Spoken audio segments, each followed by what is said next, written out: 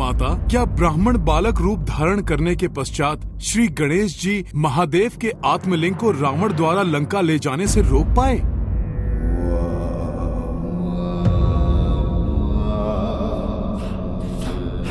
ब्राह्मण बालक, मैं कौन हूं ये तुम्हें अभी ज्ञात नहीं हुआ है। उचित होगा कि तुम मेरा पीछा करना बंद कर दो, अन्यथा तुम संकट में पड़ जाओगे। मैं तो महादेव का भक्त हूँ। प्रभु का शिवलिंग देखा तो तुम जो भी हो, मैंने कहा ना, पीछे हट जाओ, मेरा पीछा ना करो।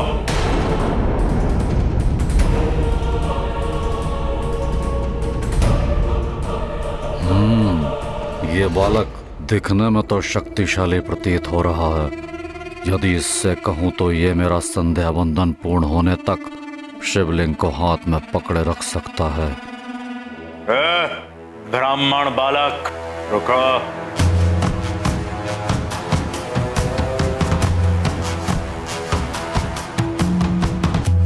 अब आपको क्या हुआ? आपने कहा तो आपके मार्ग से हटकर दूसरे मार्ग से जा रहा हूँ। आपको अभी भी कोई आपत्ति है क्या? नहीं, आपत्ति नहीं, मुझे कुछ काम है तुमसे। नहीं नहीं, मुझे नहीं करना आपका कोई कार्य। आप तो अकारण ही मुझ पर क्रोधित हो जाते हैं। नहीं हूँगा अकारण क्रोधित। तुम एक ब्राह्मण बालक हो, शिव महादेव के भक्त हो। मैं तुम्हें एक सुंदर अवसर दे सकता हूँ। भगवान महादेव के इस तेजस्वी शिवलिंग को अपने हाथ में धारण करने का अवसर। मैं इसे हाथ में? किंतु ये तो बहुत भारी प्रतीत हो रहा है। दिखने में तो तुम अच्छे भले बलशाली दिखते हो। मुझे संध्या वंदन करना है। जब तक मैं संध्या वंदन पूर्ण नहीं कर लेता, तुम इस शिवलिंग को पकड़े रहो। कहो तो मैं तुम्हें कोई पुरस्कार भी दे सकता हूँ। एक भक्त के लिए तो भगवान का स्पर्श ही सबसे बड़ा पुरस्कार होता है। लाइए, दीजिए मुझे।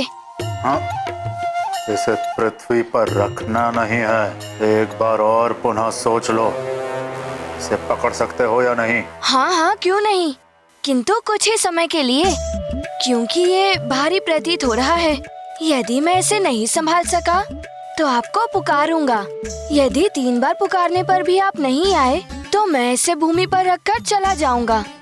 3 बार तो क्या, इसके पुकारने से पूर्व भी मैं लौट आऊंगा।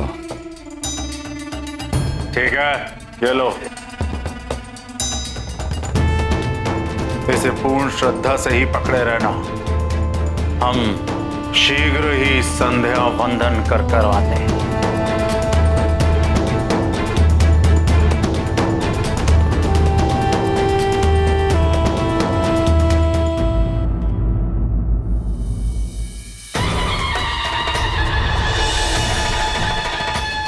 ओम नमः शिवाय। प्रणाम पिताश्री। अर्थात गणेश जी की युक्ति सफल हो रही थी।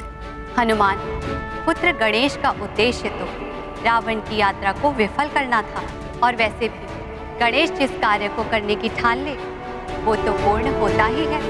बस गणेश प्रभु के शिवलिंग को लिए वहीं खड़े रहे और रावण समुद्र में जाकर संध्या वंदन करने लगा।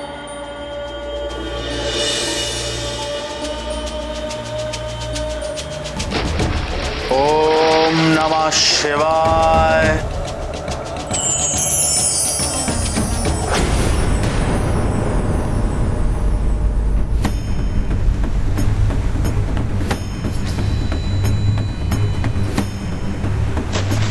ओम नमः शिवाय। ओहो, ये जल क्यों नहीं आ रहा है हाथ में? जल के स्थान पर ये कंकर। गणेश जी की लीला तो अति न्यारी है।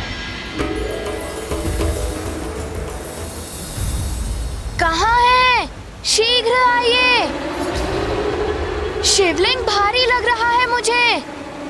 बालक, 3 बार पुकारने तक तो शिवलिंग पृथ्वी पर नहीं रखेगा।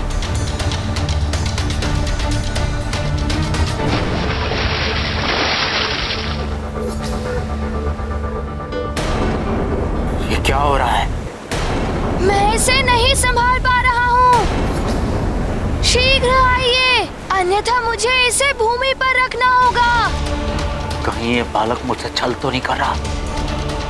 वश्य ही ऐसे देवताओं ने भेजा है। सुनो, जब तक मैं ना आऊं शिवलिंग को पृथ्वी पर मत रखना।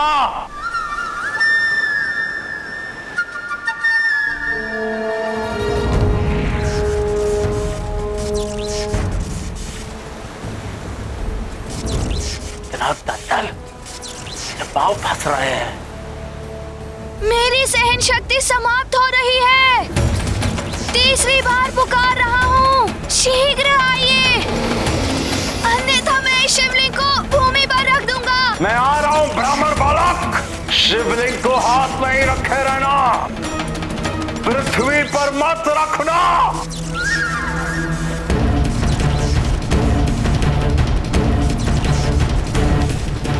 मुझसे ये नहीं संभल रहा है।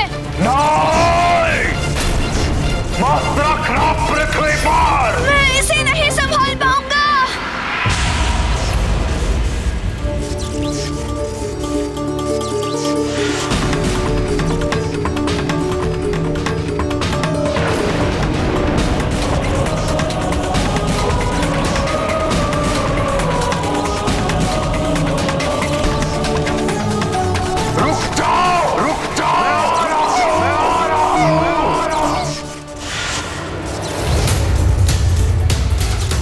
रुक जाओ ब्राह्मण बालक।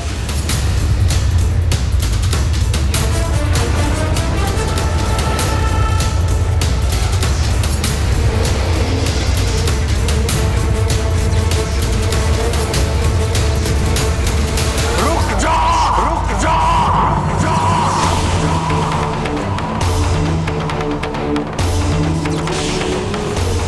इस प्रकार रावण सदा के लिए अजय होते होते रह गए और गणेश के इस कृत्य से गोकर्ण क्षेत्र भगवान महादेव का पवित्र तीर्थ स्थल बन गया और साथ ही गणेश को एक नया नाम भी मिल गया, विघ्नकर्ता।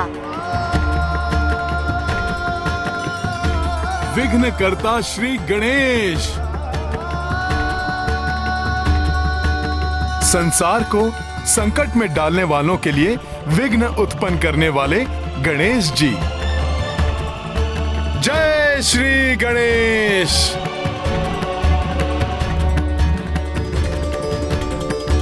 किंतु फिर ऐसा क्या हो गया माता कि आपको अंश रूप में यहाँ लंका की रक्षा के लिए आना पड़ा? आत्मलिंग को लंका ले जाने में असफल होने से क्षुब्ध रावण पुनः कैलाश आ पहुंचा। प्रभु, देखा आपने, देखा आपकी भक्ति का क्या प्रसाद मिला है आपके परम भक्त दशानन लंकेश रावण को। महादेव, यदि मैंने आपकी सच्ची भक्ति की है तो आपको मुझे वरदान देना होगा जो आपके उस आत्मलिंग के समान ही प्रभावकारी हो। लंकेश, महादेव आपको वरदान दे चुके हैं, किंतु सब कुछ जानते हुए भी आप उस वरदान का मान नहीं रख पाए और अब पुनः आत्मलिंग के समान वरदान प्राप्त करना चाहते हैं। हाँ माता, क्योंकि मेरी भक्ति सच्ची है। मैं प्रभु के उस पवित्र आत्मलिंग को प्राप्त करने के सर्वथा योग्य हूं।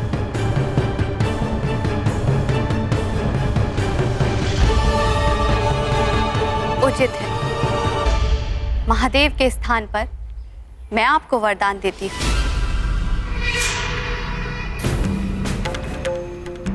कि मैं अपने अंश चामुंडा देवी के रूप में सदैव आपकी लंका की रक्षा करूंगी। किंतु स्मरण रहे, जिस दिन आपके पाप आपकी भक्ति द्वारा प्राप्त हुए पुण्यों से अधिक हुए, मैं लौट आऊंगी। धन्य हुआ महादेवी,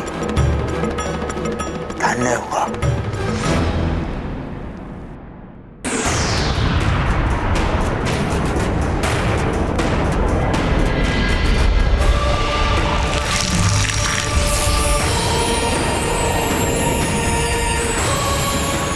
और तब से आज तक मैं लंका की रक्षा कर रही हूं।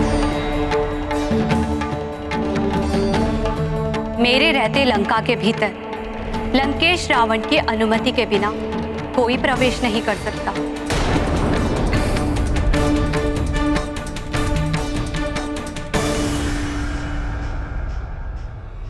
तुम भी नहीं हनुमान।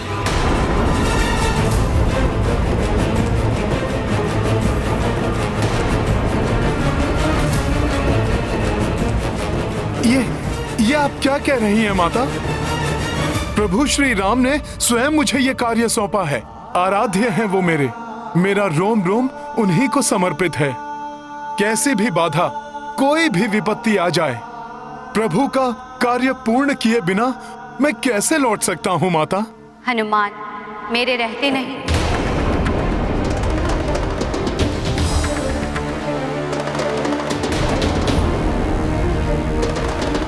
किंतु मेरे जाने के पश्चात तो तुम लंका में प्रवेश कर सकते हो।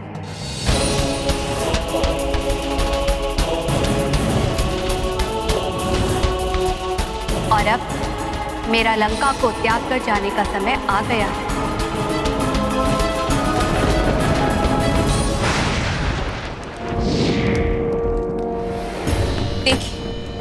देखिए स्वामी, स्वयं अपने नेत्रों से देख लीजिए।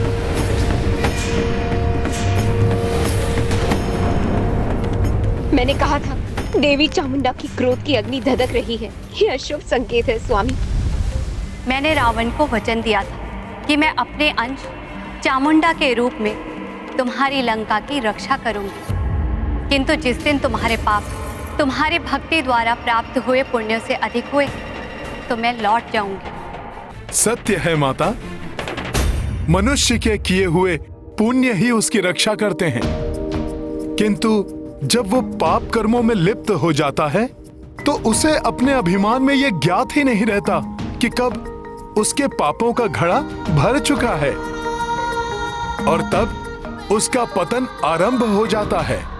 हाँ हनुमान, रावण ने भी पराई स्त्री का अपहरण कर सबसे घृणित पाप किया है, जिससे उसके समस्त पुण्य नष्ट हो गए और रावण के पापों का घड़ा भर चुका है। स्वामी देखिए, मैंने आपसे कहा था ना। अरे ये भ्रामक और मूर्खतापूर्ण बातों से मेरा समय नष्ट मत करो।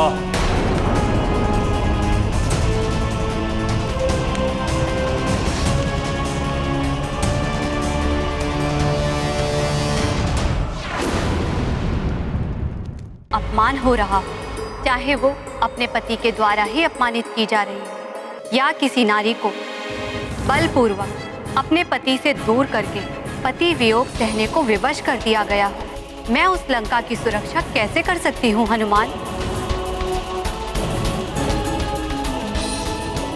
आप सत्य कह रही हैं माता। हनुमान, मैं तो उसी दिन इस लंका का त्याग कर देती जिस दिन रावण ने देवी जगदम्बा की अंश देवी सीता का हरण किया था। किंतु यहाँ मैं इसीलिए रुकी रही कि रावण देवी सीता के प्रति कुछ अनुचित व्यवहार न कर सके। अब तुम आ गए हो, इसीलिए अब मैं आश्वस्त हूँ।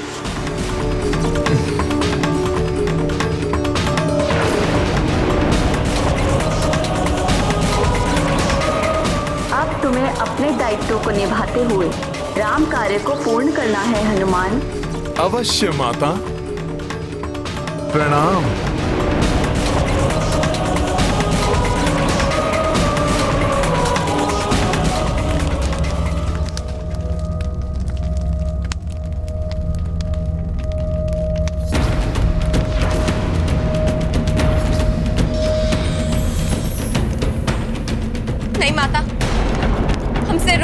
हो ये? सफल मनोरथ भवा पुत्र, मेरा आशीर्वाद तुम्हारे साथ है। धन्यवाद माता, आपको शत शत नमन।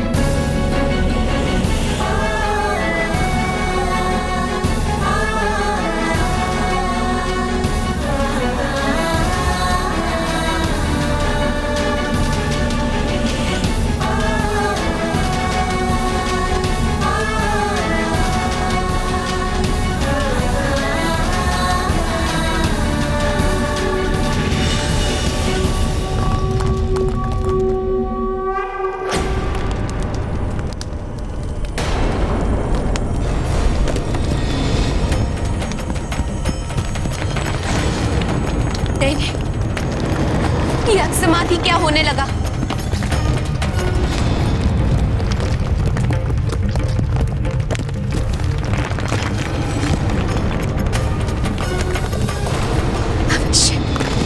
अवश्य संकेत है कि माता हमसे रुष्ट होकर चली गई है। हो ना, कोई विपदा लंका में प्रवेश कर चुकी है।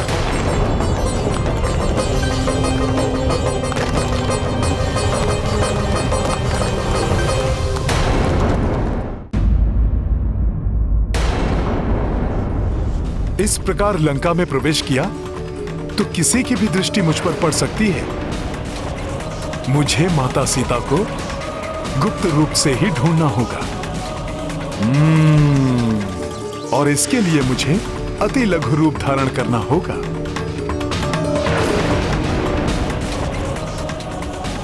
जय श्री राम।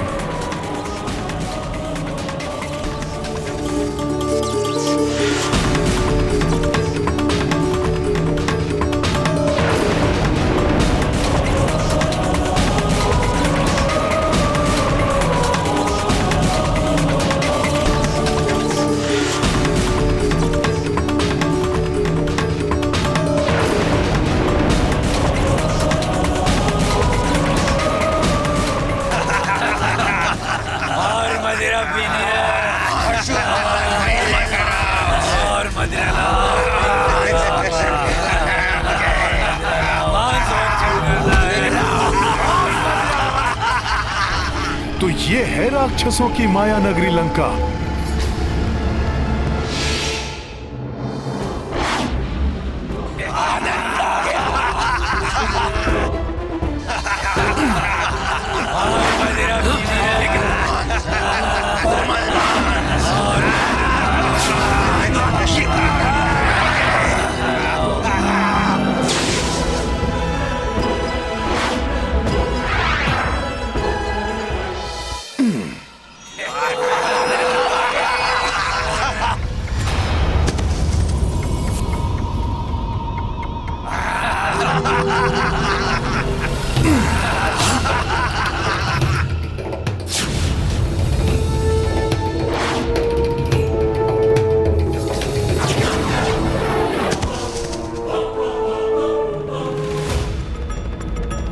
वहां से देखता हूं।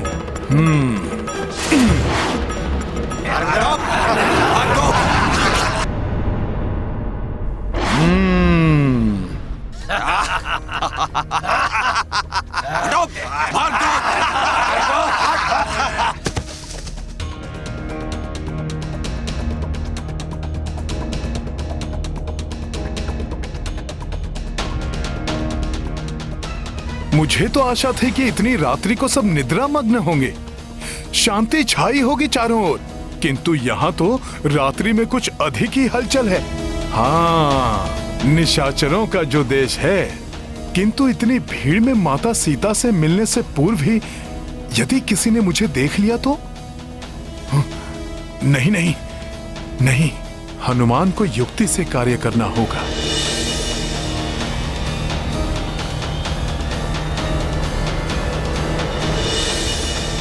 प्रभु श्री राम के आशीर्वाद के रहते कोई भी असुर मेरी उपस्थिति के बारे में नहीं जान सकेगा। जय श्री राम।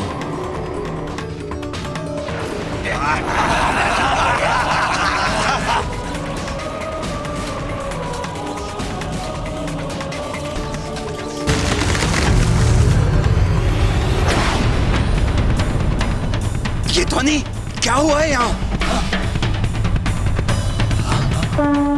अरे ये प्रतिमा का भाग अकस्मात कैसे गिर गया? ये कैसे संभव है? प्राविसी नगर की जय सब काजा, हृदय राखी कौशलपुर राजा। गरल सुधार पू करहि मिताई, गोपद सिंधु अनल सितलाई।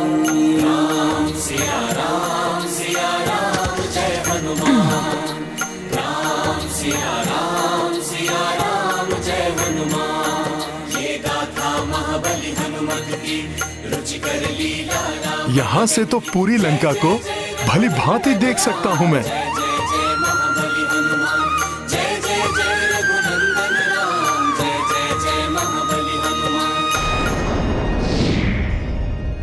किसी भी कार्य में उद्देश्य यदि उचित हो तो ही सफलता मिलती है और ईश्वर भी सहायता करते हैं।